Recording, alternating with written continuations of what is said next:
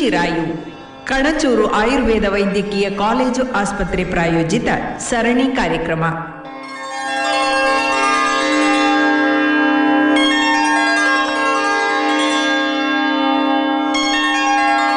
ಈ ಕಾರ್ಯಕ್ರಮದ ಪ್ರಾಯೋಜಕರು 2 ದಶಕಗಳಿಂದ ಶಿಕ್ಷಣ ಮತ್ತು ಆರೋಗ್ಯ ಕ್ಷೇತ್ರದಲ್ಲಿ ಸೇವೆ ಸಲ್ಲಿಸುತ್ತಿರುವ ಸಂಸ್ಥೆ ಕಣಚೂರು ಇಸ್ಲಾಮಿಕ್ ಎಜುಕೇಷನ್ ಟ್ರಸ್ಟ್ ಇದೀಗ ನಾಟಿಕಲ್ನಲ್ಲಿ 100 ಹಾಸಿಗೆಗಳ ಕಣಚೂರು ಆಯುರ್ವೇದ ವೈದ್ಯಕೀಯ ಕಾಲೇಜು ಆಸ್ಪತ್ರೆಯನ್ನು ಸ್ಥಾಪಿಸಿದೆ. ಆಧುನಿಕ ಸ್ಪರ್ಶದೊಂದಿಗೆ ಸಾಂಪ್ರದಾಯಿಕ ಜ್ಞಾನವನ್ನ ಬಳಸಿ ಸಮಾಜದ ಸಮಗ್ರ ಆರೋಗ್ಯ ರಕ್ಷಣೆ ನಮ್ಮ ಗುರಿ. ಇಲ್ಲಿ ಪಂಚಕರ್ಮ, ಶಲ್ಯತಂತ್ರ, ಕಾಯಚಿಕಿತ್ಸೆ, ಶಾಲಕ್ಯತಂತ್ರ, ಪ್ರಸೂತಿ ಹಾಗೂ ಸ್ತ್ರೀರೋಗ ವಿಭಾಗ, ಕೌಮಾರ್ಯ ಭೃತ್ಯ, ಯೋಗ, ಧ್ಯಾನ, ಫಿಸಿಯೋಥೆರಪಿ ಮುಂತಾದ ವಿಭಾಗಗಳಲ್ಲಿ ಚಿಕಿತ್ಸೆಗಳು ಲಭ್ಯ. ದೇಹ ಮತ್ತು ಮನಸ್ಸಿನ ಉತ್ತಮ ಆರೋಗ್ಯಕ್ಕಾಗಿ ನಿಮ್ಮ ಆಯ್ಕೆ ಕಣಚೂರು ಆಯುರ್ವೇದ ವೈದ್ಯಕೀಯ ಕಾಲೇಜ್ ಆಸ್ಪತ್ರೆ ನಾಟಿಕಲ್. ದೂರವಾಣಿ ಸಂಖ್ಯೆ 22033331 ಹಾಗೂ 22033332. STD code 0824. ಇಂದಿನ ಈ ಕಾರ್ಯಕ್ರಮದಲ್ಲಿ ನೋವುಗಳನ್ನು ಶಮನಪಡಿಸುವುದು ಹೇಗೆ ಈ ವಿಷಯದ ಕುರಿತು ಡಾಕ್ಟರ್ ಕೇಶವರಾಜ್ ಅವರೊಂದಿಗೆ ಸೂರ್ಯನಾರಾಯಣ ಭಟ್ PS ಅವರು ನಡೆಸುವ ಸಂದರ್ಶನವನ್ನು ಕೇಳೋಣ.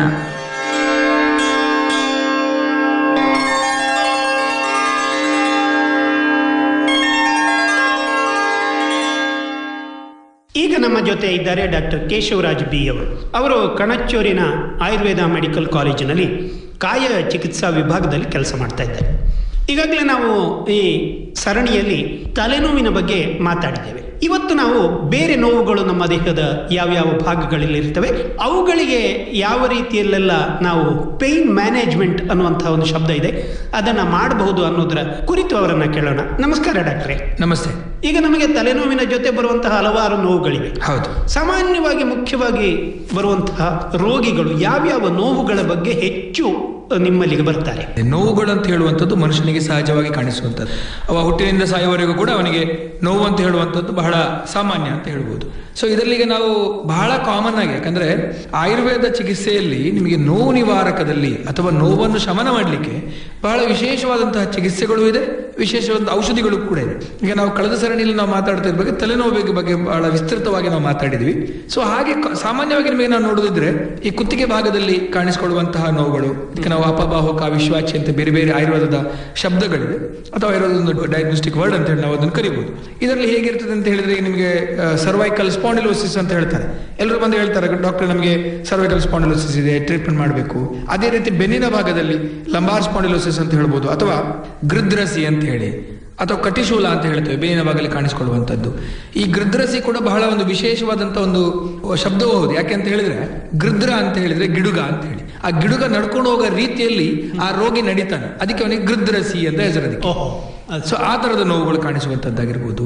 ಇನ್ನೂ ಸಾಮಾನ್ಯವಾಗಿ ನಮಗೆ ಬರುವಂಥದ್ದು ಆಮವಾತ ಅಂತ ನಾವು ಹೇಳ್ತೇವೆ. ಆಮವಾತ ಅಂತ ಹೇಳುವಂಥದ್ದು ಕೂಡ ಶರೀರದ ಎಲ್ಲ ಸಂದುಗಳು ಬಾಧಿಸುವಂತ ಒಂದು ರೋಗ. ಅಂದ್ರೆ ಪ್ರತಿಯೊಂದು ಸಂದುಗಳಲ್ಲಿ ಅವರಿಗೆ ನೋವು ಕಾಣಿಸ್ಕೊಳ್ತದೆ.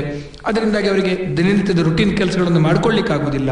ಇನ್ನು ಸಾಮಾನ್ಯವಾಗಿ ಹೆಂಗಸರಲ್ಲಿ ಅಥವಾ ಸ್ವಲ್ಪ ಏಜ್ ಆದವರಲ್ಲಿ ಕಾಣಿಸಿಕೊಳ್ಳುವಂತ ವೆರಿ ಕಾಮನ್ ಡಿಸೀಸ್, ಎಲ್ಲರ ಮನೆಯಲ್ಲಿರುವಂಥ ತೊಂದರೆ ಮೊಣಕಾಲು ನೋವು. ಹೆಚ್ಚಿನವರ ಮನೆಯಲ್ಲಿ ಅದು ಕಾಣಿಸಿಕೊಳ್ಳುವಂಥದ್ದು ಬಹಳ ಸಾಮಾನ್ಯ. ಮೊಣಕಾಲು ಭಾಗದಲ್ಲಿ ನೋವು ಕಾಣಿಸಿಕೊಳ್ಳುವಂಥದ್ದು, ಮೊಣಕಾಲು ಸ್ವೆಲ್ಲಿಂಗ್ ಬರುವಂಥದ್ದು, ಈ ತರ ಲಕ್ಷಣಗಳಿರುವಂತಹ ಒಂದು ತೊಂದರೆ. ಹಾಗೂ ಮೊಣಕಾಲು ನಡಿಲಿಕ್ಕೆ ಆಗೋದಿಲ್ಲ. ಪೇಷಂಟ್ ಏನು ಹೇಳ್ತಾರೆ ಅಂತ ಹೇಳಿದ್ರೆ ನಮಗೆ ಮೇಲೆ ಕೆಳಗೆ ನಡಿಲಿಕ್ಕೆ ಆಗೋದಿಲ್ಲ, ಅಥವಾ ನಮಗೆ ಮೊಣಕಾಲು ಭಾಗದಲ್ಲಿ ಸೌಂಡ್ ಬರುವಂಥದ್ದು, ನಾವು ಅದಕ್ಕೆ ಕ್ರಿಪಿಟೇಷನ್ ಅಂತ ಕರಿತೇವೆ. ಸವೆದ ತರ ನೋವುಗಳು ಕಾಣಿಸಿಕೊಳ್ಳುವಂಥದ್ದು ನಮಗೆ ಬಹಳ ಸಾಮಾನ್ಯವಾಗಿರ್ತದೆ. ಇನ್ನು ನಿಮಗೆ ನೋಡ್ತಾ ಹೋದ್ರೆ ಕೆಲವೊಂದು ಬೇರೆ ತೊಂದರೆಗಳು, ಉದಾಹರಣೆ ಯೂರಿಕ್ ಆಸಿಡ್ ಇಂದ ಬರುವಂತಹ ಸಂದುಗಳಲ್ಲಿ ಬರುವಂತಹ ತೊಂದರೆಗಳಾಗಿರ್ಬೋದು, ಅದಕ್ಕೆ ನಾವು ರಕ್ತವಾತ ಅಂತ ಕರಿಬೋದು, ಅಥವಾ ವಾತರಕ್ತದ ಕಂಡೀಷನ್ಗಳಲ್ಲಿ ಕೂಡ ನಮಗೆ ಈ ತರದಂತಹ ಒಂದು ಜಾಯಿಂಟ್ ಅಲ್ಲಿ ನೋವುಗಳು ಕಾಣಿಸಿಕೊಳ್ಳುವಂಥ, ಕಾಲಿನ ಭಾಗದಲ್ಲಿ ಸ್ವೆಲ್ಲಿಂಗ್ ಕಾಣಿಸಿಕೊಳ್ಳುವಂಥದ್ದು, ನಮ್ಮ ಕಾಲಿನ ಆಂಕಲ್ ಜಾಯಿಂಟ್ ಅನ್ನು ನಾವು ಕರಿತೇವೆ, ಅದರಲ್ಲಿ ನಮಗೆ ಸ್ವೆಲ್ಲಿಂಗ್ ಕಾಣಿಸಿಕೊಳ್ಳುವಂಥದ್ದೆಲ್ಲ ಬಹಳ ಸಾಮಾನ್ಯವಾಗಿ ನಮಗೆ ಕಾಣಲಿಕ್ಕೆ ಸಿಗ್ತದೆ. ಇನ್ನು ಬಹಳ ಪ್ರಮುಖವಾಗಿ ಕುತ್ತಿಗೆಯ ಹೆಗಲಿನ ಭಾಗದಲ್ಲಿ, ನಮ್ಮ ಶೋಲ್ಡರ್ ಅಂತ ಹೇಳ್ತೇವೆ, ಇಲ್ಲಿ ನೋವುಗಳು ಕಾಣಿಸಿಕೊಳ್ಳುವಂಥದ್ದು, ಅದರ ಮೂಮೆಂಟ್ ಮಾಡ್ಲಿಕ್ಕೆ ಆಗದೇ ಇರುವಂತದ್ದು, ಇದಕ್ಕೆ ನಾವು ಫ್ರೋಸನ್ ಶೋಲ್ಡರ್ ಅಂತ ಕರಿಬಹುದು. ಆಯುರ್ವೇದದಲ್ಲಿ ಇದಕ್ಕೆ ನಾವು ಕಫಾವೃತ ಲಕ್ಷಣಗಳು ಅಂತ ನಾವು ಕರಿತೇವೆ. ಈ ತರ ಕಾಣಿಸಿಕೊಳ್ಳುವಂಥದ್ದು ಕೂಡ ನಮಗೆ ಬಹಳ ಸರ್ವೇ ಸಾಮಾನ್ಯ ಅದರಲ್ಲಿ ನಮಗೆ. ಸೊ ಈ ತರ ಬಹಳ ಬೇರೆ ಬೇರೆ ರೀತಿಯ ನೋವುಗಳು ನಮಗೆ ಹೇಳ್ತಾ ಹೋಗಬಹುದು. ಇತ್ತೀಚಿನ ದಿನಗಳಲ್ಲಿ ಹೆಚ್ಚು ಇರುವಂತಹದ್ದು ಕಾಲಿನ ಒಂದು ನೋವು. ಹೌದು, ಮುಖ್ಯವಾಗಿ ಮೊಣಕಾಲಿನ ಗಂಟು ನೋವು ಅಂತ ಹೇಳ್ತೇವೆ. ಬಹುಶಃ ಕಾಲ ದೇಶಗಳನ್ನ ಮೀರಿದ್ದು ಅಂತ ಹೇಳಿ ತಪ್ಪಾಗ್ಲಿಕ್ಕೆ ಖಂಡಿತ ತಪ್ಪಾಗ್ಲಿಕ್ಕಿಲ್ಲ. ಈ ನೋವಿಗೆ ಕಾರಣಗಳು ಮತ್ತೆ ಇದಕ್ಕೆ ಯಾವ ರೀತಿಯಲ್ಲಿ ನಾವು ಪೇನ್ ಮ್ಯಾನೇಜ್ಮೆಂಟ್ ಅಥವಾ ನೋವನ್ನ ಕಡಿಮೆ ಮಾಡಬಹುದು ನೋಡಿ, ಅದು ವಂಡರ್ಫುಲ್ ಒನ್. ಯಾಕೆಂತ ಹೇಳಿದ್ರೆ ಮೊಣಕಾಲಿನ ಭಾಗದಲ್ಲಿ ಕಾಣಿಸಿಕೊಳ್ಳುವಂತಹ ಈ ನೋವೇನಿದೆ ಇದು ಬಹಳ ಸಾಮಾನ್ಯವಾದಂಥದ್ದು. ಒಂದು ಎಲ್ಲರ ಮನೆಯಲ್ಲಿರುವಂತಹ ಹೆಚ್ಚಿನವರು ಕೂಡ ಇದರಿಂದ ತೊಂದರೆಯನ್ನು ಅನುಭವಿಸಿರ್ತಾರೆ. ಇದು ಬರಲಿಕ್ಕೆ ಬಹಳ ಕಾರಣಗಳು ನಮಗೆ ನೋಡ್ತಾ ಹೋಗ್ಬೋದು. ಒಂದು, ಯಾರಿಗೆ ಮೊಣಕಾಲಿನ ಏನ್ ಹೇಳ್ತೇವೆ ಏಜ್ ರಿಲೇಟೆಡ್, ಫಸ್ಟ್ ನಾವು ನೋಡಿದ್ರೆ ಒಂದು ಪ್ರಾಯಕ್ಕನುಸಾರವಾಗಿ, ಅಥವಾ ಈ ಆಯುರ್ವೇದದಲ್ಲಿ ಹೇಳಿದ್ದಾರೆ ಶೀರ್ಯಂತೆ ಐತಿ ಶರೀರ ಅಂತೇಳಿ, ಶರೀರ ಯಾವತ್ತೂ ಕೂಡ ಡಿಜನರೇಷನ್ ಆಗ್ತಾ ಹೋಗ್ತದೆ ಅಂತ ಹೇಳಿದ್ರೆ ಶರೀರದ ಎಲ್ಲ ಭಾಗಗಳು ಸವೆಯುವಂಥದ್ದು ಬಹಳ ಸಾಮಾನ್ಯ. ಈ ಶರೀರ ಸವೆಯೋದು ಅಂತ ಹೇಳಿದ್ರೆ ಈ ಮೊಣಕಾಲಿನ ಭಾಗದಲ್ಲಿ ಯಾಕೆ ಸಾಮಾನ್ಯವಾಗಿ ಈ ಸವೆತ ಉಂಟಾಗ್ತದೆ ಅಂತ ಹೇಳುವಂಥದ್ದು ಕೂಡ ನಮ್ಮೊಂದು ದೊಡ್ಡ ಡೌಟ್ ಹೌದು. ಯಾಕೆಂತ ಹೇಳಿದ್ರೆ ಯಾರು ನಿಂತುಕೊಂಡು ಜಾಸ್ತಿ ಕೆಲಸ ಮಾಡ್ತಾರೆ ಅಥವಾ ಮೊಣಕಾಲಿನ ಭಾಗಕ್ಕೆ ಜಾಸ್ತಿ ಪ್ರೆಷರ್ ಹಾಕುವಂಥದ್ದು. ಇನ್ನು ನೋಡಿ, ನಮ್ಮ ಮನೆಯಲ್ಲಿರುವ ಎಲ್ಲ ಮನೆಯ ಹೆಣ್ಣು ಮಕ್ಕಳಾಗಿರ್ಬೋದು ಮನೆಯಲ್ಲಿ ನಿಂತ್ಕೊಂಡೇ ಕೆಲಸ ಮಾಡ್ತಾ ಇರ್ತಾರೆ. ಮೊದಲಿನ ಕಾಲದಲ್ಲಿ ಹಾಗಿರ್ಲಿಲ್ಲ, ಕೆಳಗಡೆ ಕೂತ್ಕೊಂಡು ಅಡಿಗೆ ಮಾಡ್ತಿದ್ವಿ ಅಥವಾ ಈ ತರ ಅಭ್ಯಾಸಗಳಿತ್ತು. ಈಗ ಹಾಗಿಲ್ಲ. ಈಗ ಏನಿದ್ರು ಕೂಡ ಕಿಚನ್ ಅಲ್ಲಿ ನಿಂತ್ಕೊಂಡು ಅಡಿಗೆ ಮಾಡುವಂಥದ್ದು ಸರ್ವೇ ಸಾಮಾನ್ಯ. ಅಂತವರಿಗೆ ಮೊಣಕಾಲಿನ ನೋವು ಅಥವಾ ಈಗ ಮೊಣಕಾಲಿನ ಗಂಟು ನೋವು, ಇದಕ್ಕೆ ನಾವು ಆಯುರ್ವೇದದಲ್ಲಿ ಸಂಧಿವಾತ ಅಂತ ನಾವು ಕರಿತೇವೆ, ಇದು ಕಾಣಿಸಿಕೊಳ್ಳುವುದು ಸರ್ವೇ ಸಾಮಾನ್ಯ. ಇನ್ನು ಒಬೆಸಿಟಿ, ಯಾರು ತುಂಬಾ ದಪ್ಪ ಇರ್ತಾರೆ ನೋಡಿ, ಆಯುರ್ವೇದದಲ್ಲಿ ಬಹಳ ಚೆನ್ನಾಗಿ ಹೇಳಿದ್ದಾರೆ. ಹೇಗೆ ಅಂತ ಹೇಳಿದ್ರೆ ಸಪ್ತ ಧಾತುಗಳನ್ನು ಆಯುರ್ವೇದದಲ್ಲಿ ಹೇಳಿದ್ದಾರೆ. ರಸ, ರಕ್ತ, ಮಾಂಸ, ಮೇಧ, ಅಸ್ಥಿ, ಮಜ್ಜ, ಶುಕ್ರ ಅಂತ ಹೇಳಿ. ಇಲ್ಲಿ ನೋಡಿ, ರಸ, ರಕ್ತ, ಮಾಂಸ, ಮೇಧ, ಮೇಧೋ ಧಾತು ವೃದ್ಧಿ ಅಂತ ಹೇಳಿದ್ರೆ ಒಬೆಸಿಟಿ ಅಂತ ಲೆಕ್ಕ. ಯಾರಿಗೆ ಮೇಧೋಧಾತು ವೃದ್ಧಿ ಆಗ್ತದೋ ಅವನಿಗೆ ಅಸ್ಥಿಧಾತು ಕ್ಷಯ ಆಗ್ತದೆ. ಅಂದ್ರೆ ಯಾರು ಒಬೆಸಿಟಿ ಇರ್ತಾನೋ ಅವನಿಗೆ ಅಸ್ಥಿಧಾತು ವಿಕೃತಿಗಳು ಬಹಳ ಸಾಮಾನ್ಯವಾಗಿ ಕಾಣಿಸಿಕೊಳ್ತದೆ. ಇದನ್ನು ನಾವು ನೆನಪಿಟ್ಕೊಳ್ಬೇಕು. ಯಾರಿಗೆ ಒಬೆಸಿಟಿ ಜಾಸ್ತಿ ಇರ್ತದೋ ಅವರಿಗೆ ಗಂಟುಗಳಲ್ಲಿ ನೋವುಗಳು ಕಾಣಿಸಿಕೊಳ್ಳುವುದು ಸರ್ವೇ ಸಾಮಾನ್ಯ. ಇನ್ನು ಅದರೊಟ್ಟಿಗೆ ಏನಾಗ್ತದೆ ಅಂತ ಹೇಳಿದ್ರೆ, ಒಬೆಸಿಟಿ ಇರ್ತಾನೆ, ಅವನು ತುಂಬಾ ಜಾಸ್ತಿ ನಿಂತ್ಕೊಂಡು ಕೆಲಸ ಮಾಡ್ತಾನೆ, ಮೊಣಕಾಲಿನ ಮೇಲೆ ಇಡೀ ಶರೀರದ ಭಾರ ಬೀಳ್ತದೆ. ಕೆಲವರೆಲ್ಲ ನಾವು ನೋಡಿದ್ದೀವಿ 100 ಕಿಲೋ 110 ಕಿಲೋ ಇರ್ತಾರೆ, ಅವ್ರು ನಿಂತ್ಕೊಂಡು ಕೆಲಸ ಮಾಡ್ತಾ ಇರ್ತಾರೆ, ಮೊಣಕಾಲು ಸವೆಯುವುದು ಬಹಳ ಸಾಮಾನ್ಯ.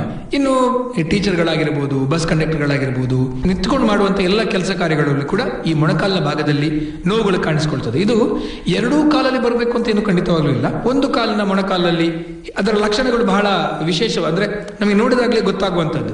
ಒಂದು, ಆ ಸ್ವತಃ ಆ ರೋಗಿಗೆ ಏನಾಗ್ತದೆ ಅಂತ ಹೇಳಿದ್ರೆ ಮೊಣಕಾಲಿನ ಭಾಗದಲ್ಲಿ ಒಂದು ಸೌಂಡ್ ಬರುವಂಥದ್ದು, ಟಕ್ ಟಕ್ ಸೌಂಡ್ ಬರ್ತದೆ ಡಾಕ್ಟರ್ ನನಗೆ, ಅಥವಾ ಅಲ್ಲಿ ಒಂದು ಕುರುಕುರು ಅಂತ ಹೇಳಿ ಒಂದು ಸೌಂಡ್ ಬರ್ತಾ ಇರ್ತದೆ, ನಡಿಲಿಕ್ಕೆ ಆಗುದಿಲ್ಲ, ಅಥವಾ ನಡೆದು ಹೆಜ್ಜೆ ಇಡಬೇಕಾದ್ರೆ ಒಂದು ಸ್ವಲ್ಪ ಹೊತ್ತಿಗೆ ಸ್ವಲ್ಪ ಸಿಕ್ಕಾಪಟ್ಟೆ ನೋವುಗಳು ಕಾಣಿಸಿಕೊಳ್ಳುವಂಥದ್ದು, ಬೆಳಗಿನಿಂದ ಮಧ್ಯಾಹ್ನದವರೆಗೆ ಇರ್ತದೆ, ಸಾಯಂಕಾಲದವರೆಗೆ ಕೆಲವರಿಗೆ ಸ್ವಲ್ಪ ಕಡಿಮೆ ಆಗ್ಬೋದು.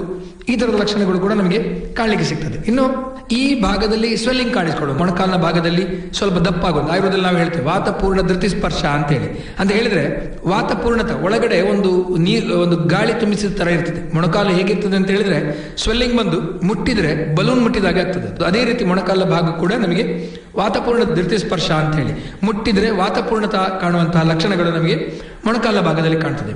ಹಾಗೂ ಸಿಕ್ಕಾಪಟ್ಟೆ ನೋವು, ಅಂದ್ರೆ ಪೇಷಂಟ್ ನಮಗೆ ಕ್ಲಿಯರ್ ಆಗಿ ಹೇಳ್ತಾರೆ ನೋವು ತಡ್ಕೊಳ್ಳಿಕ್ಕೆ ಆಗೋದಿಲ್ಲ, ನಡಿಲಿಕ್ಕೆ ಆಗದ ಕೆಲಸಗಳು, ಇಂಥರದವರು ನಮಗೆ ಈ ಮೊಣಕಾಲಿನ ನೋವಲ್ಲಿ ನಮಗೆ ಸರ್ವೇ ಸಾಮಾನ್ಯವಾಗಿ ಕಾಣಿಸ್ಕೊಳ್ಳುವಂಥದ್ದು ನಾನು ಹೇಳಿದಾಗೆ ಲೇಡೀಸ್ಗಳಲ್ಲಿ ಏಜ್ ಆಗ್ತಾ ಇದ್ದ ಹಾಗೆ, ಇನ್ನು ಯಾರು ನಿಂತ್ಕೊಂಡು ಜಾಸ್ತಿ ಕೆಲಸ ಮಾಡ್ತಾರೋ ಇವರಲ್ಲಿ ಸರ್ವೇ ಸಾಮಾನ್ಯ. ಇನ್ನು ನೀವು ಕೇಳ್ಬೋದು ಲೇಡೀಸ್ಗಳಲ್ಲಿ ಮಾತ್ರ ಯಾಕೆ, ಜೆಂಟ್ಸ್ಗಳಲ್ಲಿ ಯಾಕೆ ಬರುವುದಿಲ್ಲ ಅಂತೇಳಿ. ಯಾಕೆಂತ ಹೇಳಿದ್ರೆ ಅವರಿಗೊಂದು ಮೆನೋಪಾಸಲ್ ಏಜ್ ಅಂತ ಇರ್ತದೆ. ನಿಂತ ನಂತರದ ಸಮಯಗಳಲ್ಲಿ ಈ ಮೊಣಕಾಲಿನ ನೋವು ಬಹಳ ಸಾಮಾನ್ಯವಾಗಿರ್ತದೆ. ಅವರು ಅವರ ಆಹಾರದಲ್ಲಿ ಕೂಡ ಬಹಳ ಜಾಗೃತಿ ಮಾಡಬೇಕಾಗ್ತದೆ. ಇನ್ನು ಇದಕ್ಕೆ ನಾವು ಚಿಕಿತ್ಸೆಯನ್ನು ನೋಡ್ತಾ ಹೋದಾಗ ಅದೆಲ್ಲ ನಾನು ಅದರ ಬಗ್ಗೆ ಎಕ್ಸ್ಪ್ಲೇನ್ ಮಾಡ್ತೇನೆ ನಾನು. ಒಂದು, ಈ ಮೊಣಕಾಲಿನ ನೋವು ಇರುವವರಿಗೆ ಏನೇನು ಚಿಕಿತ್ಸೆಗಳನ್ನು ಮಾಡಬಹುದು ಅಥವಾ ಅದನ್ನು ಉಪಶಮನೆ ಮಾಡ್ಲಿಕ್ಕಿರುವಂತಹ ಏನೇನು ಮನೆಯಲ್ಲಿ ಮಾಡಬಹುದಂತ ಚಿಕಿತ್ಸೆಗಳು ನಮಗೆ ನೋಡಿದ್ರೆ, ಯಾರಿಗೆ ಮೊಣಕಾಲನ್ನು ಸಂರಕ್ಷಣೆ ಮಾಡ್ಕೊಳ್ಬೇಕು ಅಥವಾ ಮೊಣಕಾಲನ್ನು ಜಾಗ್ರತೆಗೆ ನೋಡ್ಕೊಳ್ಬೇಕು ಅವರು ಪ್ರತಿನಿತ್ಯ ಬೆಳಿಗ್ಗೆ ಎದ್ದ ತಕ್ಷಣ 1-2 ಚಮಚದಷ್ಟು ತುಪ್ಪ, ಶುದ್ಧ ದನದ ತುಪ್ಪ, ನಾನು ಪ್ರತಿ ಸಲ ಹೇಳಲಿಕ್ಕಿದೆ, ಶುದ್ಧವಾದಂತಹ ದನದ ತುಪ್ಪದ ಸೇವನೆ ಮಾಡುವಂಥದ್ದು. ಹಳ್ಳಿಗಳಲ್ಲಿ ಇನ್ನೂ ಕೂಡ ಈ ಕ್ರಮಗಳಿದೆ. ಏನಂತ ಹೇಳಿದ್ರೆ ದನದ ತುಪ್ಪದ ಸೇವನೆ ಮಾಡುವಂಥದ್ದು, ಗಂಜಿಗೆ ಹಾಕೊಂಡು ಅಥವಾ ಬೇರೆ ಏನಾದ್ರು ಪಲ್ಯಕ್ಕೆ ಹಾಕೊಂಡು ತಗೊಳ್ಳುವಂಥ ಅಭ್ಯಾಸ ಇದೆ. ನಾವು ಅದನ್ನು ಅಭ್ಯಾಸ ಮಾಡ್ಕೊಳ್ಬೇಕು. ಶುದ್ಧದ ದನದ ತುಪ್ಪದ ಸೇವನೆ ಬೆಳಿಗ್ಗೆ ಖಾಲಿ ಹೊಟ್ಟೆಗೆ 2 ಚಮಚ ಸೇವನೆ ಮಾಡಿ 1/4 ಗ್ಲಾಸ್ ಅಷ್ಟು ಒಳ್ಳೆ ಬಿಸಿ ಬಿಸಿ ನೀರನ್ನ ಕುಡಿಯುವಂಥದ್ದು. ಯಾಕಂತ ಹೇಳಿದ್ರೆ ಶರೀರದ ಎಲ್ಲ ಜಾಯಿಂಟ್ಸ್ಗಳಿಗೆ ಲೂಬ್ರಿಕೇಶನ್ ಅಂತ ಹೇಳ್ತೇವೆ ನಾವು, ಅಥವಾ ಅದಕ್ಕೊಂದು ಎಣ್ಣೆ ಅಂಶ ಇರಬೇಕಾಗ್ತದೆ. ಅದಕ್ಕೆ ನಮಗೆ ಈ ತುಪ್ಪ ಸೇವನೆ ಮಾಡುವಂಥದ್ದು ಆರೋಗ್ಯಕ್ಕೆ ಬಹಳ ಉತ್ತಮವಾದಂಥದ್ದು. ಇನ್ನು ತುಪ್ಪ ಸಿಕ್ಕದೇ ಇದ್ದವರಿಗೆ ಶುದ್ಧ ತೆಂಗಿನೆಣ್ಣೆಯ ಸೇವನೆ ಕೂಡ ಮಾಡಿಕೊಳ್ಬಹುದು. ತೆಂಗಿನೆಣ್ಣೆಯಿಂದ ಕೊಲೆಸ್ಟ್ರಾಲ್ ಬರ್ತದೆ ಅಂತ ಹೇಳುವಂಥದ್ದು ಖಂಡಿತವಾಗ್ಲೂ ಶುದ್ಧವಾದಂಥ ಸುಳ್ಳದು.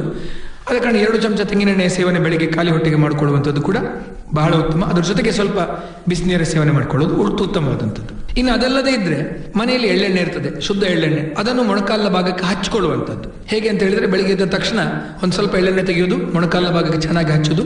ದಯವಿಟ್ಟು ಅದನ್ನು ತಿಕ್ಕಲಿಕ್ಕೆ ಹೋಗೋದು ಬೇಡ, ಅದನ್ನು ಚೆನ್ನಾಗಿ ಜಸ್ಟ್ ಹಚ್ಚಿಬಿಟ್ಟು 1-2 ಗಂಟೆ ಬಿಟ್ಟು ಕಾಲಿಗೆ ಸ್ವಲ್ಪ ಬಿಸಿನೀರು ಹಾಕೊಂಡು ತೊಳ್ಕೊಳ್ಳುವಂಥದ್ದು ಕೂಡ ಈ ಮೊಣಕಾಲಿನ ನೋವಿಗೆ ತಕ್ಷಣಕ್ಕೆ ಕಡಿಮೆ ಮಾಡ್ತದೆ, ಅಥವಾ ಅವರಿಗೆ ಬರದ ತರ ತಡೆಗಟ್ಟಿಕೊಳ್ಳಲಿಕ್ಕೆ ಕೂಡ ನಮಗಿದು ಸಾಧ್ಯ ಆಗ್ತದೆ. ಇದಕ್ಕೆ ಯಾವುದಾದ್ರೂ ಕೂಡ ವಿಶೇಷವಾದ ಆಯುರ್ವೇದದ ಔಷಧಿಗಳನ್ನು ಸೇರಿಸಿದ ಎಣ್ಣೆಗಳು ಅಗತ್ಯ ಅಂತ ಅನಿಸ್ತದ? ಅಲ್ಲ ನೋಡಿ, ನಾನು ಏನಕ್ಕೆ ಹೇಳ್ತಾ ಇದ್ದೇನೆ ಅಂದ್ರೆ ಆಯುರ್ವೇದದ ಔಷಧಿಗಳನ್ನು ತಕೊಂಡ್ರೆ ಬಹಳ ಉತ್ತಮ. ಉದಾಹರಣೆಗೆ ನಿಮಗೆ ಧನ್ವಂತರ ತೈಲ ಆಗಿರ್ಬೋದು, ಧನ್ವಂತರಿ ತೈಲ ಅಂತ ನಿಮಗೆ ಸಿಗ್ತದೆ, ಅದು ಮನೆಯಲ್ಲೇ ಹಚ್ಕೊಳ್ಳುವಂಥದ್ದು ಮಾಡಬಹುದು.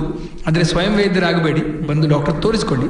ಬಟ್ ಸ್ಟಿಲ್ ನಿಮಗೆ ನಿಮ್ಮ ಮೊಣಕಾಲನ್ನು ರಕ್ಷಣೆ ಮಾಡ್ಕೊಳ್ಳಿಕ್ಕೆ ನಾನು ಹೇಳುವಂಥದ್ದು, ಈಗ ಒಂದು 50 ವರ್ಷದವರು ಎಲ್ಲರೂ ಕೂಡ ಈ ಮೊಣಕಾಲ ಭಾಗಕ್ಕೆ ಸ್ವಲ್ಪ ಧನ್ವಂತರಿ ಎಣ್ಣೆ ಹಚ್ಚುವಂತಾಗಿರುವುದು, ಕ್ಷೀರಬಲ ತೈಲ ಅಂತ ಹೇಳ್ತೇವೆ ನಾವು, ಇದು ಬಹಳ ಉತ್ತಮವಾದಂತಹ ಒಂದು 2 ಆದಲ್ಲಿ ಔಷಧಿ ಇರುವಂಥದ್ದು.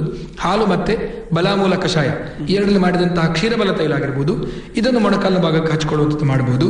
ಅಥವಾ ಮಹಾನಾರಾಯಣ ತೈಲ ಅಂತ ಹೇಳ್ತೇವೆ, ಅದನ್ನು ಹಚ್ಕೊಳ್ಳೋದು ಮಾಡಬಹುದು ಇತ್ಯಾದಿ ಬಹಳಷ್ಟು ತೈಲಗಳಿದೆ.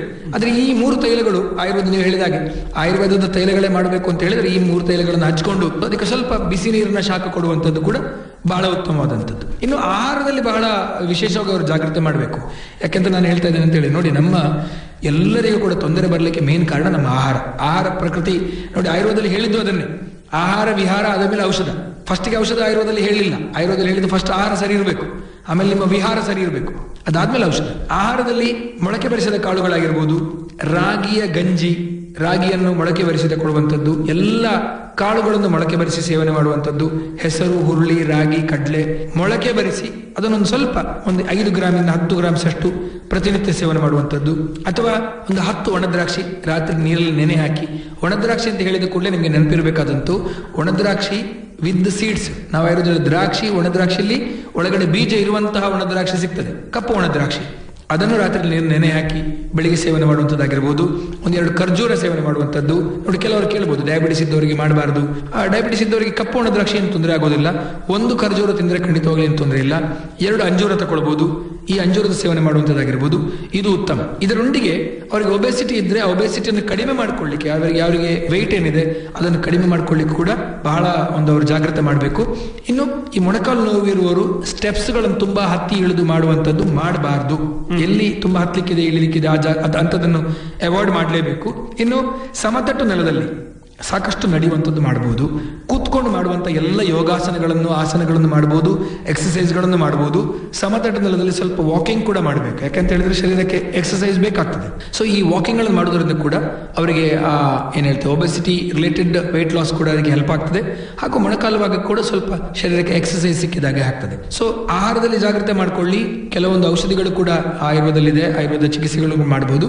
ಇನ್ನು ಕೆಲವರಿಗೆ ಇನ್ನೂ ನಿಮಗೆ ನಾನು ಹೇಳೋದಿದ್ರೆ ತಿಲತೈಲದ ಪಟ್ಟಿ, ತಿಲತೈಲ ಸ್ವಲ್ಪ ಬಿಸಿ ಮಾಡಿಕೊಂಡು ಶುದ್ಧ ಎಳ್ಳೆಣ್ಣೆ, ತಿಲತೈಲ ಅಂದ್ರೆ ಶುದ್ಧ ಎಳ್ಳೆಣ್ಣೆ, ಇದನ್ನು ಬಿಸಿ ಮಾಡಿಕೊಂಡು ಕಾಟನ್ ಹತ್ತಿಯಲ್ಲಿ ಮುಳುಗಿಸಿ ಮೊಣಕಾಲಿನ ಭಾಗಕ್ಕೆ ಇಟ್ಟು ಪಟ್ಟಿ ಕಟ್ಕೊಳ್ಳುವಂಥದ್ದು ಮಾಡಬಹುದು. ಇದರಿಂದಾಗಿ ಕೂಡ ಅವರಿಗೆ ಸ್ವಲ್ಪ ಮಟ್ಟಿಗೆ ಆ ನೋವು ಕಡಿಮೆ ಆಗಲಿಕ್ಕೆ ನಮಗೆ ಸಾಧ್ಯ ಆಗ್ತದೆ. ಈಗ ಆಹಾರ ಇದು ತಗೊಳ್ಬೇಕು ಅಂತ ಹೇಳಿದ್ರಿ, ಹಾಗೆ ಇದು ತಗೊಳ್ಬಾರ್ದು ಅಂತ ಏನಾದರೂ ಉಂಟಾ?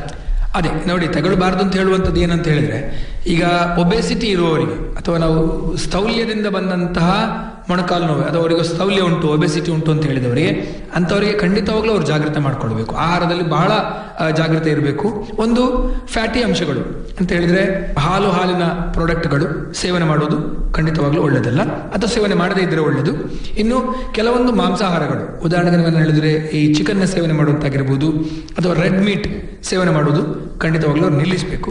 ಕೆಲವೊಂದು ಉತ್ತಮವಾದಂತಹ ದೊಡ್ಡ ಮೀನುಗಳ ಸೇವನೆ ಮಾಡುವಂಥದ್ದು ಅವರಿಗೆ ಒಳ್ಳೆಯದು, ಯಾಕೆಂತ ಹೇಳಿದ್ರೆ ಅದು ಸ್ವಲ್ಪ ಮಟ್ಟಿಗೆ ಅವರಿಗೆ ಪೋಷಕಾಂಶಗಳು ಚೆನ್ನಾಗಿ ಸಿಗ್ತದೆ.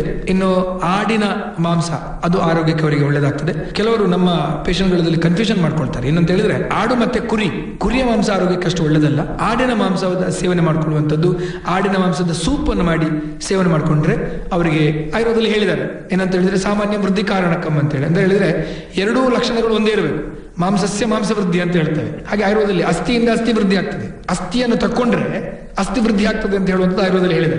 ಸೊ ಅಸ್ಥಿ ಧಾತುವಿನ ಒಳಗಡೆ ಇರುವಂತಹ ಮಜ್ಜ, ಈ ಮಾಂಸದಲ್ಲಿರುವಂತಹ ಮಜ್ಜೆ ಅಂತ ಏನ್ ಹೇಳ್ತಾರೆ, ಅದನ್ನು ಸೇವನೆ ಮಾಡೋದ್ರಿಂದ ಕೂಡ ಅಸ್ಥಿ ಧಾತುವಿಗೆ ಪೋಷಣೆ ಸಿಗ್ತದೆ. ಅದನ್ನು ಅವರು ಸೇವನೆ ಮಾಡ್ಕೊಳ್ಬಹುದು. ಸಂದುಗಳಲ್ಲಿ ಬರುವ ನೋವು ಮತ್ತು ಈ ಮೊಣಕಾಲಿನ ನೋವು ಒಂದೇ ಕಾರಣಕ್ಕೆ ಬರುವಂಥದ್ದು ಅಥವಾ ಬೇರೆ ಬೇರೆಯ? ಅಲ್ಲ, ಅದು ತುಂಬಾ ವ್ಯತ್ಯಾಸ ಇದೆ ಸರ್. ಹೇಗೆ ಅಂತ ಹೇಳಿದ್ರೆ, ಈ ಮೊಣಕಾಲು ನೋವು ಅಂತ ಹೇಳುವಂಥದ್ದು ಇದೆಯಲ್ಲ, ಇಟ್ಸ್ ಎ ಡಿಜನರೇಟಿವ್ ಪ್ರಾಸೆಸ್ ಅಂತ ಹೇಳ್ತೇವೆ ನಾವು. ನಾನು ಹೇಳ್ತಾ ಇದ್ದೆ, ಶರೀರ ಅಂತ ಇತಿ ಶರೀರ ಎಲ್ಲ ದಿನನಿತ್ಯ ಹೋದಾಗೆ ಅದು ಜೀರ್ಣ ಆಗ್ತಾ ಹೋಗ್ತದೆ, ಸವೆದು ಹೋಗ್ತಾ ಇರ್ತದೆ ಅಥವಾ ಜೀರ್ಣ ಆಗ್ತಾ ಹೋಗ್ತಾ ಇರ್ತದೆ. ಯಾಕಂದ್ರೆ ಒಂದು ಸ್ವಲ್ಪ ದಿವಸವರೆಗೆ ಮಾತ್ರ ನಾವು ಶರೀರದಲ್ಲಿ ಪೋಷಣೆ ಆಗ್ತಾ ಹೋಗ್ತದೆ, ಆದ್ಮೇಲೆ ಎಲ್ಲವೂ ಕೂಡ ನಶಿಸಿ ಹೋಗ್ಲಿಕ್ಕೆ ಶರೀರದ ಭಾಗಗಳು ಶುರುವಾಗ್ತದೆ. ಸೊ ಇದು ಏಜ್ ರಿಲೇಟೆಡ್ ಬರುವಂತದ್ದು ಅಥವಾ ಕೆಲಸಗಳಿಂದ ಬರುವಂತದ್ದು ಮೊಣಕಾಲಿನ ಭಾಗದಲ್ಲಿ ಕಾಣಿಸಿಕೊಳ್ಳುವಂಥದ್ದು.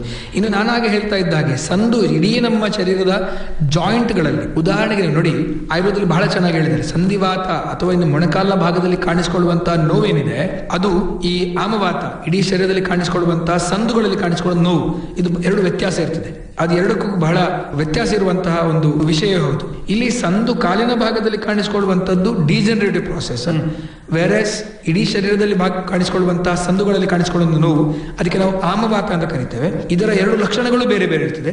ಇದನ್ನು ನಾವು ನೋಡ್ತಾ ಹೋದ್ರೆ, ಈ ಆಮವಾತದಲ್ಲಿ ಇದಕ್ಕೆ ನಾವು ಇಮ್ಯೂನ್ ಸಿಸ್ಟಮ್ ಇಂದ ಬರುವಂತಹ ತೊಂದರೆ, ಶರೀರದ ಒಳಗಡೆ ಕಾಣಿಸಿಕೊಳ್ಳುವಂತಹ ಒಂದು ಶರೀರವೇ ಶರೀರದ ವಿರುದ್ಧ ಹೋರಾಟ ಮಾಡುವಂತಹ ಒಂದು ಲಕ್ಷಣಗಳು. ಹೇಗೆ ಅಂತ ಹೇಳಿದ್ರೆ, ನಮ್ಮ ಶರೀರದಲ್ಲಿ ಆ ಕೆಲವೊಂದು ಆಯುರ್ವೇದದಲ್ಲಿ ನಾನು ಎಕ್ಸ್ಪ್ಲೇನ್ ಮಾಡೋದಿದ್ರೆ, ಆಮದ ಪ್ರೊಸೆಸ್ ಅಂತ ನಾವು ಕರಿತೇವೆ. ಕೆಲವೊಂದು ಶರೀರದಲ್ಲಿ ಪ್ರೊಡ್ಯೂಸ್ ಮಾಡುವಂತ ಆಮದಿಂದಾಗಿ, ಆಮ ಅಂತ ಹೇಳಿದ್ರೆ ಒಂದ್ಸಗೆ ನಾವೇನು ಅರ್ಥ ಮಾಡ್ಕೊಳ್ಬಹುದಂತೆ, ಅದೊಂದು ವಿಷ ಅಂತ ತಿಳ್ಕೊಬಹುದು. ಇದು ಶರೀರದ ಸಂದುಗಳಲ್ಲಿ ಸೇರ್ಕೊಂಡು ಅಲ್ಲಿ ನೋವುಗಳು ಕಾಣಿಸಿಕೊಳ್ಳುವಂಥದ್ದು. ಇದು ಜೀರ್ಣಕ್ರಿಯೆ ಅಂದ್ರೆ ಜೀರ್ಣ ಆಗಿ ಅಥವಾ ಶರೀರ ನಶಿಸಿ ಹೋಗುವುದರಿಂದ ಅಥವಾ ಡಿಜನರೇಟಿವ್ ಪ್ರಾಸೆಸ್ ಅಲ್ಲ. ಇದೊಂದು ರೀತಿಯಾದಂತಹ ಒಂದು ಇನ್ಫ್ಲಮೇಷನ್ ಅಂತ ನಾವು ಕರಿಬಹುದು.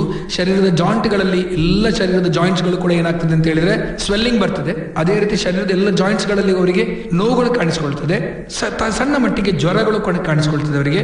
ಅದಕ್ಕೆ ನಾವು ಆಮವಾತ ಅಂತ ಕರಿತೇವೆ. ಉದಾಹರಣೆಗೆ ನಿಮಗೆ ನಾನು ಹೇಳಿದ್ರೆ, ಕೈಯ ಮತ್ತೆ ಕಾಲಲ್ಲಿ, ಕೈಯ ಎಲ್ಲ ಸಣ್ಣ ಸಣ್ಣ ಜಾಯಿಂಟ್ಸ್ ಗಳು ಕೂಡ ಸ್ವೆಲ್ಲಿಂಗ್ ಬರುವಂತದ್ದು, ಅದು ದಪ್ಪಾಗುವಂಥದ್ದು, ಕೆಂಪಾಗಿ ಕಾಣಿಸಿಕೊಳ್ಳುವಂಥದ್ದು, ಸ್ವಲ್ಪ ಮಟ್ಟಿಗೆ ಜ್ವರ ಕಾಣಿಸಿಕೊಳ್ಳುವಂಥದ್ದು, ಇದು ಇದರ ಸಾಮಾನ್ಯ ಲಕ್ಷಣ. ಇದರ ಚಿಕಿತ್ಸೆ ಬಹಳ ಕಾಂಪ್ಲಿಕೇಟೆಡ್ ಅಂತ ಹೇಳ್ತೇವೆ ನಾವು. ಇದು ಸ್ವಲ್ಪ ಕಷ್ಟಕಾರಿಯೂ ಹೌದು. ಇದರಲ್ಲಿ ಬ್ಲಡ್ ಟೆಸ್ಟ್ ಮಾಡುವಾಗ ಕೆಲವೊಂದು ನಮಗೆ RA ಫ್ಯಾಕ್ಟರ್ ಅಂತ ನಾವು ಕರಿತೇವೆ, ಇದು ನಮಗೆ ಜಾಸ್ತಿ ತೋರಿಸ್ತದೆ. ESR ಶರೀರದಲ್ಲಿರುವಂತಹ ಏನು ಇನ್ಫೆಕ್ಷನ್ಗಳು ಏನು ರೇಟ್ ಇದೆ ಅದು ನಮಗೆ ಜಾಸ್ತಿ ನಮಗೆ ಕಾಣ್ತದೆ, ನೋಡ್ಲಿಕ್ಕೆ ಸಿಗ್ತದೆ. ಈ ತರ ಬೇರೆ ಬೇರೆ ಬ್ಲಡ್ ಟೆಸ್ಟ್ಗಳು ನಮಗೆ ನೋಡಿ ಅರ್ಥ ಮಾಡ್ಕೊಳ್ಳಿಕ್ಕೆ ಆಗ್ತದೆ. ಇದು ಒಂದು ಇದರ ಲಕ್ಷಣವೇ ಬೇರೆ, ಹಾಗೂ ನಾವು ಹೇಳಿದಂತ ಮೊಣಕಾಲಿನ ತೊಂದರೆ ಇರುವಂತಹ ಲಕ್ಷಣವೇ ಬೇರೆ ಆಗಿರ್ತದೆ. ನೋವನ್ನ ಕಡಿಮೆ ಮಾಡಲಿಕ್ಕೆ ಏನು ಮಾಡಿ ನೋಡಿ, ಅದು ಬಹಳ ಒಂದು ಏನ್ ಹೇಳ್ತೇವೆ ಸಂಕೀರ್ಣವಾದಂತಹ ಒಂದು ರೋಗ. ಯಾಕಂದ್ರೆ ಆಮವಾತ ಅಷ್ಟು ಬೇಗವಾಗಿ ಗುಣವಾಗುವಂಥದ್ದಲ್ಲ. ಆಯುರ್ವೇದದಲ್ಲಿ ಇದಕ್ಕೆ ನಾವು ಏನ್ ಹೇಳ್ತೇವೆ ಅಂತ ಹೇಳಿದ್ರೆ, ನಮ್ಮ ಶರೀರದ ಅಗ್ನಿ ಅಂತ ಹೇಳಿದ್ರೆ ಬರೇ ಪಾಚಕ ಅಗ್ನಿ, ಹೊಟ್ಟೆಯಲ್ಲಿರುವಂತಹ ಅಗ್ನಿ ಅಲ್ಲ. ಹೊಟ್ಟೆಯಲ್ಲಿರುವಂತಹ ಅಗ್ನಿ ಹಾಗೂ ಶರೀರದಲ್ಲಿರುವಂತಹ ಎಲ್ಲ ಸೆಲ್ಯುಲಾರ್ ಮೆಟಬಾಲಿಸಮ್ ಕೂಡ ಅಗ್ನಿ ಅಂತ ಹೇಳುವಂಥದ್ದು ಆಯುರ್ವೇದದಲ್ಲಿ ಹೇಳಿದ್ದಾರೆ. ಇದಕ್ಕೆ ನಾವು ಚಿಕಿತ್ಸೆ ಮಾಡಬೇಕು. ಇದಕ್ಕೆ ನಾನು ಬಹಳ ಸಿಂಪಲ್ ಆಗಿ ನಿಮಗೆ ನಾನು ಹೇಳೋದಿದ್ರೆ, ಒಂದು ತಣ್ಣೀರಲ್ಲಿ ಮಾಡುವಂತ ಯಾವ ಕೆಲಸವನ್ನು ಅವರು ಮಾಡಬಾರ್ದು, ಅಥವಾ ತಣ್ಣಗಿರುವಂತ ವಸ್ತುವಿನ ಮುಟ್ಟುವುದು ಆಗಿರ್ಬೋದು ಅಥವಾ ಸೇವನೆ ಮಾಡುವುದಾಗಿರ್ಬೋದು, ಅದನ್ನು ಅವರು ಪೇಷಂಟ್ಗಳು ಮಾಡಬಾರ್ದು. ಆ ರೋಗಿ ಈ ಎರಡು ವಿಷಯವನ್ನು ಖಂಡಿತವಾಗ್ಲೂ ಮಾಡಲೇಬಾರ್ದು. ಉದಾಹರಣೆಗೆ ತಣ್ಣೀರನ್ನು ಕುಡಿಯುವಂಥದ್ದಾಗಿರ್ಬೋದು, ನೀರಿನಲ್ಲಿ ಕೈ ಹಾಕಿ ಕೆಲಸ ಮಾಡುವಂಥದ್ದಾಗಿರ್ಬೋದು, ಅಥವಾ ನಿನ್ನೆ ಆಹಾರ ಇವತ್ತು ಬಿಸಿ ಮಾಡಿ ತಿನ್ನುವಂಥದ್ದು, ಫ್ರಿಜ್ಜಲ್ಲಿಟ್ಟ ಆಹಾರ ಸೇವನೆ ಮಾಡುವಂಥದ್ದಾಗಿರ್ಬೋದು, ಇದು ಯಾವುದನ್ನು ಅವರು ಮಾಡಬಾರ್ದು. ಫ್ರೆಶ್ ಆಗಿರಬೇಕು. ಆಹಾರದ ಸೇವನೆ ಬಹಳ ಜಾಗರೂಕತರಾಗಿರಬೇಕು. ಆಹಾರದಲ್ಲಿ ಫ್ರೆಶ್ ಆಗಿ ಮಾಡಿದಂಥ, ಇವತ್ತು ಮಾಡಿದಂಥ ಆಹಾರವನ್ನೇ ಸೇವನೆ ಮಾಡಬೇಕು. ಇನ್ನು ಅವರಿಗೆ ಯಾವುದೇ ಕಾರಣದಲ್ಲಿ ಕೂಡ ಸೊಪ್ಪುಗಳು ಜಾಸ್ತಿ ಸೇವನೆ ಮಾಡುವಂಥದ್ದು ಮಾಡಬಾರ್ದು. ನೆಲದೊಳಗಡೆ ಹೋದಂತ ಗೆಡ್ಡೆ ಗೆಣಸುಗಳ ಸೇವನೆ ಕೂಡ ಅವರಿಗೆ ನಾವು ಅದಕ್ಕೆ ಅಪಥ್ಯ ಅಂತ ಹೇಳ್ತೇವೆ, ನಾವು ಅವರಿಗೆ ಮಾಡಬಾರದು ಅಂತ ಹೇಳಿ. ಇನ್ನು ಅವರಿಗೆ ಶುಂಠಿ ನಾವೇನ್ ಮಾಡ್ಬೋದು ಅಂತ ಹೇಳಿದ್ರೆ, ಬಿಸಿ ನೀರಿಗೆ ಒಂದ್ ಸ್ವಲ್ಪ ಶುಂಠಿ ಹಾಕಿ, ಅಂದ್ರೆ 1-2 ಲೀಟರ್ ಅಷ್ಟು ಬಿಸಿ ನೀರಿಗೆ ಸಣ್ಣ ತುಂಡು ಶುಂಠಿ ಹಾಕಿ, ಒಂದು 5 ಗ್ರಾಮ್ಸ್ ಅಷ್ಟು ಶುಂಠಿ ಹಾಕಿ ಅದನ್ನು ಬಿಸಿ ಮಾಡಿ ಆ ನೀರಿನ ಸೇವನೆ ಮಾಡೋದ್ರಿಂದಾಗಿ ಆ ರೋಗಿಗಳಲ್ಲಿ ತಕ್ಷಣಕ್ಕೆ ಅಂದ್ರೆ ಸ್ವಲ್ಪ ಮಟ್ಟಿಗೆ ಅವರಿಗೆ ನೋವು ಶಮನ ಆಗ್ತದೆ. ಇದಲ್ಲದಿದ್ರೆ ಮನೆ ಹತ್ರ ನಿಮಗೆ ಮರಳು ಹೊಯ್ಗೆ ಸಿಗ್ತದೆ. ಈ ಹೊಯ್ಗೆಯನ್ನು ಸ್ವಲ್ಪ ತಕೊಂಡು ಬರುವಂತದ್ದು, ಅದಕ್ಕೆ ನುಗ್ಗೆ ಗಿಡದ ಅದರ ಸಿಪ್ಪೆ ಅಥವಾ ತೊಗಟೆ ಜಜ್ಜಿ ಅದಕ್ಕೆ ಹಾಕೋದು, ಅದರ ಜೊತೆಗೆ ಒಂದ್ ಸ್ವಲ್ಪ ಬೆಳ್ಳುಳ್ಳಿ ಹಾಕಿ ಅದನ್ನು ಬಿಸಿ ಮಾಡಬೇಕು. ಬಿಸಿ ಮಾಡಿ ಶರೀರದ ಎಲ್ಲಿ ನೋವಿದೆಯೋ ಅಲ್ಲಿ ಅವರಿಗೆ ಶಾಖ ಕೊಡುವಂಥದ್ದು, ಬಟ್ಟೆಯಲ್ಲಿ ಕಟ್ಟಿ ಆ ಇಡೀ ಶರೀರದ ಭಾಗಕ್ಕೆ ಅವರಿಗೆ ಶಾಖ ಕೊಡುವಂಥದ್ದು. ಇದರಿಂದಾಗಿ ಇದಕ್ಕೆ ನಾವು ಆಯುರ್ವೇದದಲ್ಲಿ ಸ್ವೇದನ ಕರ್ಮ, ಕೆಲವೊಂದು ಸ್ವೇದನ ಕರ್ಮ ಅಂತ ಇದಕ್ಕೆ ನಾವು ಕರಿತೇವೆ. ಈ ಸ್ವೇದನ ಕ್ರಮ ಮಾಡಿಕೊಳ್ಳೋದ್ರಿಂದಾಗಿ ನೋವುಗಳವರಿಗೆ ನಮಗೆ ಕಡಿಮೆ ಆಗ್ತದೆ. ಇಲ್ಲದ್ರೆ ಕೆಲವರು ಏನ್ ಮಾಡ್ತಾರೆ, ಉಪ್ಪಲ್ಲಿ ಕೂಡ ಶಾಖ ಕೊಡ್ತಾರೆ. ಆದ್ರೆ ಈ ಹೊಯ್ಗೆಯಲ್ಲಿ ಮರಳಲ್ಲಿ ಸ್ವೇದನ ಕೊಡೋದು ಅಥವಾ ಮರಳಲ್ಲಿ ಶಾಖ ಕೊಡೋದ್ರಿಂದಾಗಿ ಆ ನೋವು ಅವರಿಗೆ ತಕ್ಷಣಕ್ಕೆ ಅವರಿಗೆ ಕಡಿಮೆ ಆಗ್ತದೆ. ಆದ್ರೆ ಇದು ಹೇಗೆ ಅಂತ ಹೇಳಿದ್ರೆ, ಸ್ವಲ್ಪ ಮಟ್ಟಿಗೆ ಅವರು ವೈದ್ಯರನ್ನು ಸಂಪರ್ಕ ಮಾಡಿಕೊಂಡೇ ಚಿಕಿತ್ಸೆ ಮಾಡ್ಕೊಳ್ಳುವಂಥದ್ದು ಬಹಳ ಉತ್ತಮ. ಯಾಕಂದ್ರೆ ಇದು ಸ್ವಲ್ಪ ಟೈಮ್ ತಗೊಳ್ತದೆ, ಚಿಕಿತ್ಸೆ ಮಾಡ್ಲಿಕ್ಕೆ ಕೂಡ ಸ್ವಲ್ಪ ಟೈಮ್ ತಗೊಳ್ತದೆ.